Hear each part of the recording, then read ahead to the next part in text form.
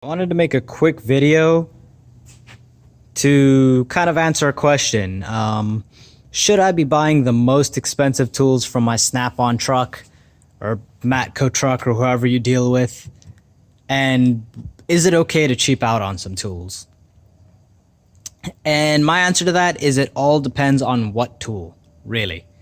For me, a good quality toolbox is an absolute must. But for a rolly cart that I do a whole bunch of, at most of my work with, that I throw cylinder heads on top of, stuff like that, I just got a little Harbor Freight box because I'm not worried about damaging it. I rant and rave anytime I find a new scuff on my big Matco toolbox. So it's not really something I want to worry about if it's something I'm throwing tools at and throwing parts at.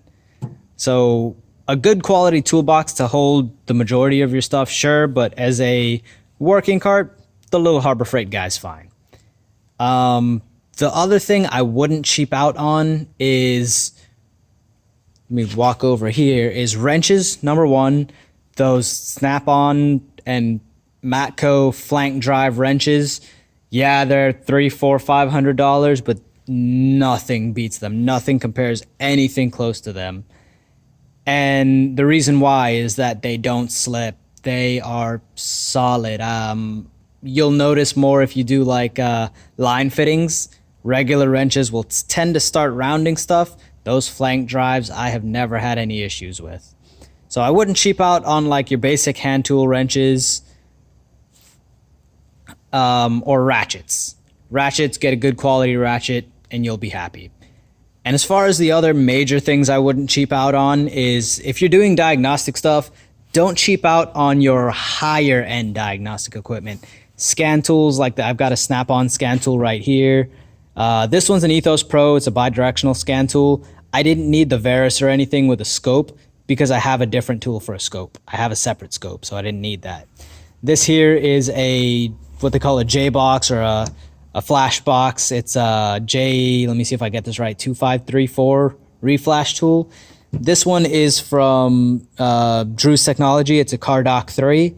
I spent a lot of money on this one, around $1,700, but because I had an Outel before and I've had issues where it wouldn't program and there was constant communication errors and speed errors, never had any issues with this thing. And in fact, most manufacturers specify using this specific tool. This is the Cardock Plus 3, the newest model as far as I've bought it.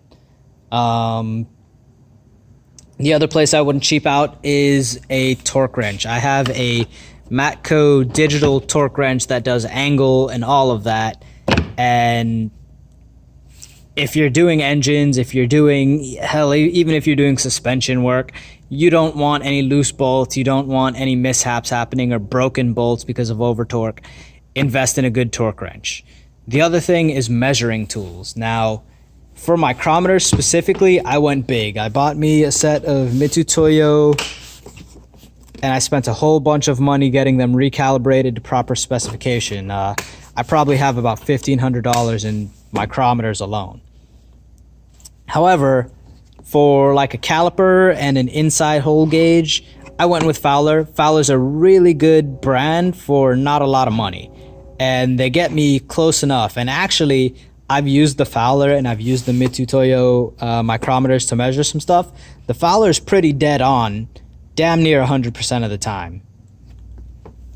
Now let's talk about middle of the road stuff. Impact wrenches. Do you need the Snap-on or Matco impact wrenches? For this one, and I know there's a lot of controversy and a lot of hate around these, but I say no.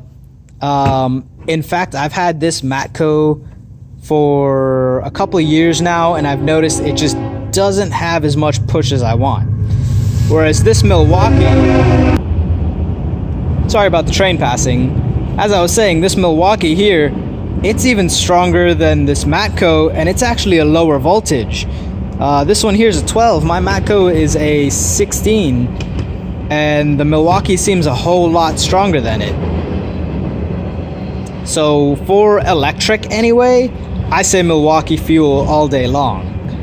However, I will say that even their big boy half-inch fuel still pales in comparison to air. What I mean specifically is this Matco 1/2" air. I haven't found any gun that beats this one at all. Ingersoll and Rand, Snap-on, any of them, even electric or air. This is by far the strongest tool that I have. So I do recommend spending the extra money on this guy though. So going back now to measuring equipment, again, depending on your usage, I don't always say go big. This one's a Harbor Freight temperature gauge, and you know what? It gets me close enough to the job. I don't find any issues with this. Definitely recommend this tool. One of the other tools that I want to talk about is an inspection camera, because there's not a lot of those on the market. And I was going to buy a Snap-on one for $300 and something because I needed one that had a 90-degree camera.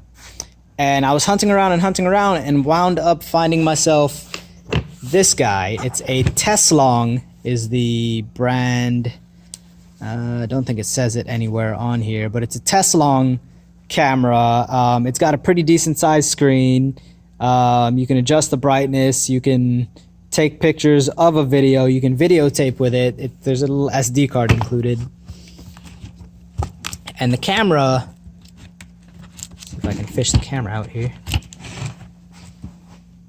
Camera has a 90-degree little, you can see the LED bulb for it right there. A little 90-degree camera, as well as a front-facing camera. And a very long, I think this one here is 15 feet, which is way more than I need for an engine.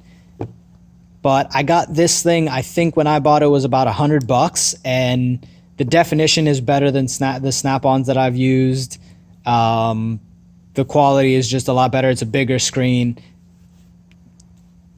I wouldn't call this one cheaping out. I would call this one being budget friendly, because I feel like this tool is a higher quality than Snap-ons for a lot less money. But yeah, just a couple examples I wanted to throw out there. You don't always have to throw all of your money at a tool. Even if you are buying some of the expensive tools, kind of think about your uses. Like this Snap-on. Yes, the Snap-on I think was 20-something hundred when I got it new, something like that. And yeah, I could have gotten a Varus or something for like $10,000 or $15,000 with all the fancy stuff. But for my personal uses, I needed a bidirectional scan tool to do live data, to reset a couple of functions that can read all of the computers on a car.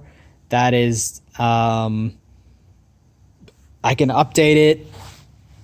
And this thing fit all those needs. I needed a Labscope, or I should say I had a use for a Labscope, but I have a different Labscope. So think about your uses. I saved myself about $15,000 going with this one, and I haven't needed anything else. This one has been absolutely perfect for me. And I mean, heck, even if you needed to spend the extra money and get like the OBD1 kit, this tool is all you'll ever really need. And speaking of that Labscope, I have it stocked up somewhere, but it's just a basic Autel maxi scope. That's a laptop-based unit, and yes, I could have spent $3,000 on the Picoscope. Yes, the Picoscope has more features. Yes, the Picoscope is nicer. But again, for my uses, for what I'm doing right now, I've only been open a year in business. The Maxi Scope does perfect for me. So I hope this answered the question, do you have to buy the most expensive tools all the time? No, not really. But be selective. Think about your uses. Think about what you're doing with the tool, and how accurate do you really need it to be for the money? So I hope this helps you guys out. Hope this helps people that are thinking about getting into the business. Even if you're not opening your own shop, you're going to be buying your own tools if you're in the industry. If you like the video, leave me a like, and subscribing would help me out a lot. Head over to the Facebook page and kind of check out some of the stuff the shop's working on. And thanks, guys. Hope you appreciated it.